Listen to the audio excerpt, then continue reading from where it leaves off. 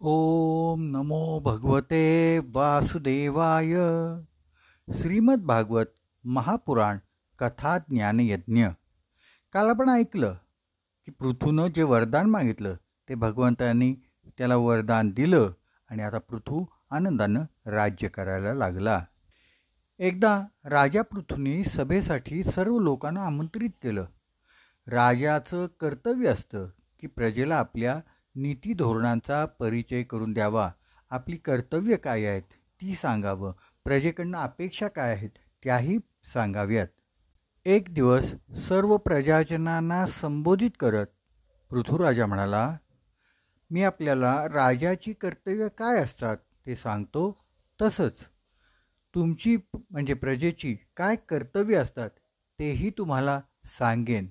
हे दोन्ही सांगणं माझं कर्तव्य आहे. पृथू सांगतात, राजाची 4 मुख्य कर्तव्ये असतात. राजानं प्रजेच्या सुरक्षिततेची व्यवस्था करणं, त्यासाठी नियम कायदा बनवणं हे राजाचं प्रथम कर्तव्य आहे. प्रजेत ज्यांना रोजगार हवा असेल त्यांना रोजगार देणं हे राजाचं दुसरं कर्तव्य आहे.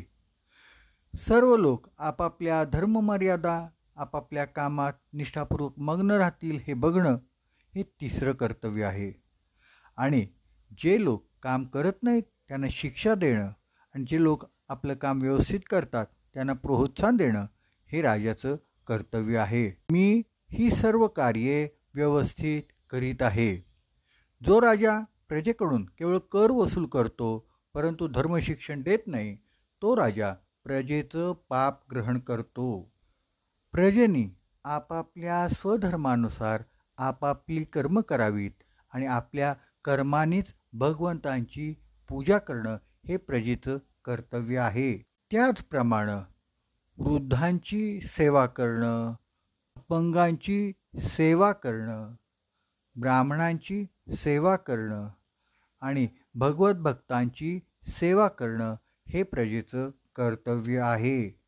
राजाचं हे बोलणं ऐकून सर्व प्रजाजन अत्यंत प्रसन्न झाले आणि म्हणू लागले की पुत्राद्वारे आपण उच्चलोक प्राप्त करतो अशी लोकांच्यात मान्यता आहे आणि ही मान्यता पृथुराजाने सत्य करून दाखवली. राजावेन कसा होता पण त्यालाही पृथुराजाने पवित्र केलं. असा राजा मिळाला म्हणून आम्ही अत्यंत भाग्यवान आहोत असं म्हणून सर्व प्रजाजनांनी राजाला नमस्कार केला. एक दिवस अचानकपणे पृथुराजाच्या दरबारामध्ये सनतकुमार आले. सनतकुमार आलेलं बघून राजाला अत्यंत आनंद झाला आणि प्रसन्न होऊन तो म्हणाला, आपल्यासारखे संत अनाहूतपणे आमच्याकडे आले यापेक्षा मोठं भाग्य काय. सर्व ऐश्वर्य सर्व वैभव घरात असून सुद्धा त्या घराला जर संतांचे चरण लागले नाहीत तर घराचा काय उपयोग. खूप मोठ्या आम्रवृक्षाला भरपूर आंबे लगडलेले आहेत. मोठा विस्तार असल्यामुळं आम्रवृक्षाची सावलीही उत्तम आहे, पण त्या वृक्षाला सर्पाने वेढा घातलेला असेल तर ते आंबे खायला येईल कोण आणि सावलीत बसायला येणार कोण. पण एखाद्याच्या झोपडीला संतचरण लागले तर केवढं मोठं भाग्य. आपल्या चरण तीर्थाने आपण माझा निवास पवित्र केलाय. आता तुम्ही मला उपदेश करा. मी आपल्याला आपलं कुशल मंगल विचारणं मूर्खपणा ठरेल. आपल्या दृष्टीनं कुशल आणि मंगल या दोन्ही शब्दांना अर्थ नाही आहे, पण मी आपल्याला त्यासंबंधी काय विचारावं. आमचं मात्र कुशल नाही म्हणून आपण आमच्यासाठी श्रेयसाचा मार्ग सांगावा. हे ऐकून सनतकुमार अत्यंत प्रसन्न झाले आणि म्हणाले, सत्संग ही अशी एक सुंदर गोष्ट आहे ज्यामुळं सर्वांना आपलं कल्याण कशात आहे हे स्वतःलाच समजतं. सर्वांनी आपल्या धर्माचं पालन करावं, त्यामुळं वैराग्य उत्पन्न होईल. नंतर साधुपुरुषांची सेवा करावी आणि त्यांच्याकडून ज्ञान प्राप्त करून घ्यावं. त्यांच्याकडून कथाश्रवण करावी. त्यांच्या कथेमुळं आपल्या मनात भक्ती निर्माण होईल. अशा प्रकारे भगवत भक्ती आपल्या जीवनात वाढवावी. सनतकुमारांचा उपदेश ऐकून पृथुराजा अत्यंत आनंदी झाला आणि म्हणाला, वेदांचं, उपनिषदांचं, पुराणांचं, सर्व धर्मग्रंथांचं सार असलेला हा आपला उपदेश ऐकून आम्ही धन्य झालो. ह्या उपदेशाचं मूल्य आम्ही करू शकतच नाही. मी, माझे शरीर, प्राण, घर, परिवार, माझे सर्व नातेवाईक, माझे सर्व सैन्य, धन, धान्य हे सर्व आपल्या चरणी समर्पित करत आहे. हे राजाचं वचन ऐकून सनतकुमार अत्यंत प्रसन्न झाले आणि म्हणाले, राजा, आता हे राज्य माझं झालं. तू आता मालक राहिलेला नाहीस, पण आता तू प्रबंधक म्हणून माझ्या वतीनं ह्या राज्याचा राजकारभार कर.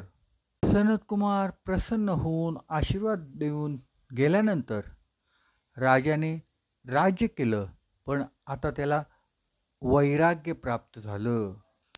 आपण आधी बघितलं की धर्म भक्तीत परिणत झाला आणि अर्थ पण भक्तीत परिणत झाला. इथं आता काम पुरुषार्थाबद्दल सांगितलं आहे. राजा पृथूला सर्व प्रकारचं वैभव प्राप्त झालं, परंतु त्याची समाप्ती कशात झाली? निष्काम भक्तीमध्ये. राजा पृथूला निष्काम भक्ती प्राप्त झाली. घरातनं तो बाहेर पडला. भक्तीचा अर्थ आहे संन्यास. संन्यासाविना भक्ती असते का? ध्यानाद्वारे आपल्या स्वरूपात स्थित होण्यासाठी, समाधीत मग्न होण्यासाठी राजा पृथू घरातून बाहेर पडले. ज्ञान प्राप्त करून त्यांनी देहाचा त्याग केला. त्याचबरोबर त्यांची पत्नीही सती गेली. जे लोक राजा पृथूचं हे चरित्र आदरपूर्वक वाचतात, ऐकतात, त्यांना भगवंतांच्या चरणी सुलभतेने अनुराग उत्पन्न होतो. हे पृथुराजाचं चरित्र कामपुरुषार्थ प्रकट करते.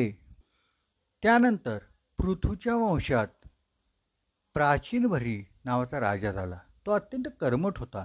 त्याला यज्ञ यागादी करण्याची खूप आवड होती. त्याने इतके यज्ञ केले की त्या यज्ञाला लागणारे कुश जर सगळीकडे पसरले असते तर संपूर्ण पृथ्वी भरली असती. या यज्ञांमध्ये तो कित्येक पशूंचा बळी देत असे. एकदा राजा प्राचीन बरीकडं नारद मुनी आले आणि म्हणाले, अरे राजा, दुःखाची हानी कशी होते हे तुला माहीत आहे का? आत्तापर्यंतच्या कर्माने तू सुखी झाला आहेस का? नारदाने असं विचारल्यावर तो गोंधळला आणि म्हणाला, नाही बुवा, मला तर काहीच माहीत नाही. घरात राहून पुत्र, धन आणि कर्म ह्यात मी असा काही अडकून गेलेलो आहे की मी बाकी काही विचारच केलेला नाही. कृपा करून आपणच मला मार्गदर्शन करावं. तेव्हा नारद मुनी म्हणाले, तू यज्ञात जितक्या पशूंना मारला आहेस ते सर्व आकाशात तुझी प्रतीक्षा करतायत. मांसादी भक्षण करणाऱ्यांनी ही गोष्ट लक्षात ठेवावी. नारदाने प्राचीन बरीला त्या सर्व प्राण्यांचं दर्शन करवलं आणि ते म्हणाले, ते बघ, हातात शस्त्र घेऊन सर्वजण तुझी प्रतीक्षा करत आहेत. ते पाहून प्राचीन बरी एकदम भयभीत झाला आणि म्हणाला, महाराज, ह्यातून वाचण्याचा मला उपाय सांगावा. तेव्हा देवर्षी नारदांनी त्याला एक रूपक सांगितलं. त्याचं नाव आहे पुरंजन आख्यान. पुरंजन नावाचा एक राजा होता. त्याचा एक अविज्ञात नावाचा मित्र होता, ज्याचं नाव कुणालाही माहीत नव्हतं. हा पुरंजन राजा नगरी वसवण्याकरता पृथ्वीवर फिरत होता. तेव्हा त्याला 9 द्वारे असलेली एक नगरी दिसली. तिथे एक सुंदर स्त्री त्याला दिसली. तिच्याबरोबर तिच्या 10 सख्या होता. 5 फण्यांचा एक सर्प होता. तो सर्प तिचं रक्षण करत होता. पुरंजनला त्या स्त्रीचा मोह झाला आणि त्याने तिला विचारलं, तू कोण आहेस? इथं का आली आहेस? कोणाची कन्या आहेस? तेव्हा ती सुंदरी म्हणाली, हे सर्व मला माहीत नाही आणि या प्रश्नाचं काही प्रयोजनही नाही. चल माझ्याबरोबर सुख उपभोग. ते ऐकून राजानं तिचा स्वीकार केला आणि दोघंही आरामानं एकमेकांच्या बरोबर राहू लागले. तिच्या सहवासात राहिल्यामुळं पुरंजन तिच्यामध्ये अत्यंत आसक्त झाला. काय सांगावं, ती गायला लागली की तो गायला लागायचा. ती रडायला लागली की रडायला लागायचा. ती दारू प्यायला लागली की हा दारू प्यायचा. ती झोपली की हा झोपायचा. ती बसली की हा बसायचा. अशा प्रकारे पुरंजन त्या स्त्रीमध्ये आसक्त होऊन गेला. तो तिच्या हातातलं खेळणं होऊन गेला. तो बाहेर मोठा शूरवीर होता. तो जंगलात जायचा, खूप पशूंना मारायचा. पण घरी आल्यावर मात्र पत्नी नाराज झाली आहे हे समजल्यावर तो थरथरायला लागायचा, रडायला लागायचा. तिच्याकडे जाऊन तो विनवण्या करायचा आणि तिला वारंवार विचारायचा, मी काय करू तुझ्याकरता, म्हणजे तू प्रसन्न होशील. तिला प्रसन्न करण्याचा तो खूप प्रयत्न करायचा. मग ती हसू लागली की हा प्रसन्न होऊन हसायला लागायचं. अशा प्रकारे जगत असताना तो म्हातारा झाला.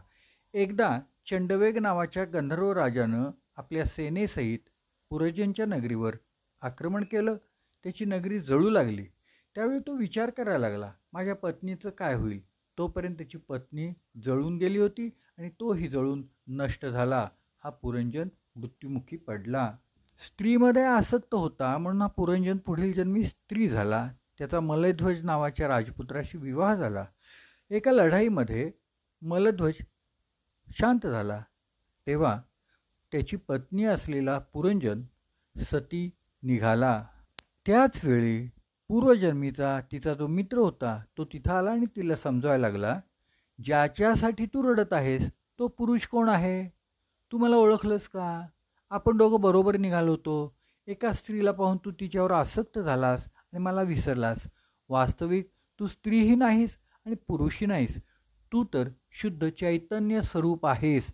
अशा प्रकारे अविज्ञातनं पुरंजनाला त्याच्या स्वरूपाची स्मृती दिली. त्याचं सगळं दुःख दूर झालं. राजा प्राचीनबरी म्हणाला, महाराज, आपण ही कहाणी सांगितलीत, पण मला ह्याचा काहीही अर्थबोध झालेला नाही. कृपया मला त्याचा अर्थबोध करा. तेव्हा नारद मुनी म्हणाले, पुरंजन रूपी जीव तू स्वतःच आहेस. तुझा मी मित्र अविज्ञात म्हणजे भगवान आहे. नवद्वारांची नगरी म्हणजे हे आपलं शरीर आहे आणि ती स्त्री म्हणजे तुझी बुद्धी आहे. जीवाचं जेव्हा बुद्धीशी तादात्म्य होतात तेव्हा बुद्धी खुश होते, जीव खुश होतो. बुद्धी दुःखी झाली तर जीव दुःखी होतो. मनामध्ये जशी वृत्ती उठते तसंच आपण बनतो, तशीच आपण कृती करतो. रागाची वृत्ती आली तर आपण रागी बनतो, कामाची वृत्ती आली तर कामी बनतो, क्रोधाची वृत्ती आली तर आपण क्रोधी बनतो. हा चंडवेग आणि त्याची सेना म्हणजे कोण आहेत. हा चंडवेग म्हणजेच काळ आहे आणि वृद्धावस्था, ज्वर, ताप ही त्याची सेना आहे. ही सेना आपल्या शरीरावर आक्रमण करते तेव्हा आपण दुःखी होतो. शेवटी देहाचा त्याग करावाच लागतो ना. नंतर जसे आपले संस्कार असतील त्याप्रमाणे आपली आसक्ती असेल त्याच्या अनुरूप पुन्हा आपण जन्म घेतो. वास्तविक तू हा देह नाहीस, ना जीव आहेस, ना बुद्धी आहेस. तू तर सच्चिदानंद स्वरूप आहेस. अशा प्रकारे नारद मुनींनी प्राचीनबरीला समजावलं. तेव्हा त्याचे डोळे उघडले आणि प्राचीनबरी राजा म्हणाला, महाराज, आपण तर मला मुक्तच केलं आणि तेही एका आख्यानात. आता मी ह्याच ज्ञानावर ध्यान करेन. असं म्हणून राजा प्राचीनबरी जंगलात त्वरित निघून गेला. प्राचीनबरी एकदम चिंतामुक्त झाला. आपली 10ही मुले जंगलात गेलेली आहेत, मीही जंगलात गेलो तर राजाचं काय होईल असा त्याने विचारही मनात आणला नाही आणि केला नाही. तो राज्य सोडून गेला तो गेलाच. तिथंच सर्व संपुष्टात आलं. भगवत भक्ती त्याने आपलं मन अशा प्रकारे लावलं की त्याला मुक्ती प्राप्त झाली. ह्या प्रसंगाबरोबरच मोक्ष पुरुषार्थाच्या वर्णनाची आणि चतुर्थ स्कंधाची समाप्ती होते. यानंतर भागवताचा पंचम स्कंध सुरू होतो. पुराणांचं लक्षण स्थान हे या स्कंधामध्ये प्रकट होतं. हे स्थान म्हणजे काय. स्थान म्हणजे जागा. आत्ता मी ज्या जागेवर आहे, ज्या स्तरावर आहे असं तुम्ही मानता त्याच्या निम्न स्तरावर मी आहे असा स्थितीचा अर्थ घ्यावा लागतो. स्थिती 3 प्रकारची आहे. पृथ्वीलोक, ऊर्ध्वलोक आणि अधोलोक. आपण पृथ्वीवर राहतो म्हणजे कुठं राहतो याचे 4 प्रकार करता येतात. मनुष्यलोक, पितृलोक, नरकलोक आणि प्रेतलोक असे हे सर्व लोक मनुष्यलोकाबरोबरच आहेत. या सर्वांची आपल्याला कल्पना करून देण्याकरता स्थान हे लक्षण प्रकट झालेलं आहे. खगोल वर्णन करून त्यातली अनेक आश्चर्यकारक गोष्टी सांगून या सर्वांचा नियंता परमात्मा आहे. तो किती श्रेष्ठ आहे, सर्वज्ञ आहे, सर्व शक्तिमान आहे याची आपल्याला जाणीव होते. त्यामुळं आपल्याला आपला दीनपणा येतो, समजतो, अंतःकरण शुद्ध होते आणि आपण क्षुद्र किती आहोत हे समजून आपल्या स्थानाची, आपल्या स्थितीची आपल्याला कल्पना येते. सर्वच ठिकाणी परमात्मा व्यापून राहिलेला आहे. भगवंतांच्या खेरीज कुठलंही स्थान अणुभरसुद्धा मोकळं नाही हे आपल्याला समजतं.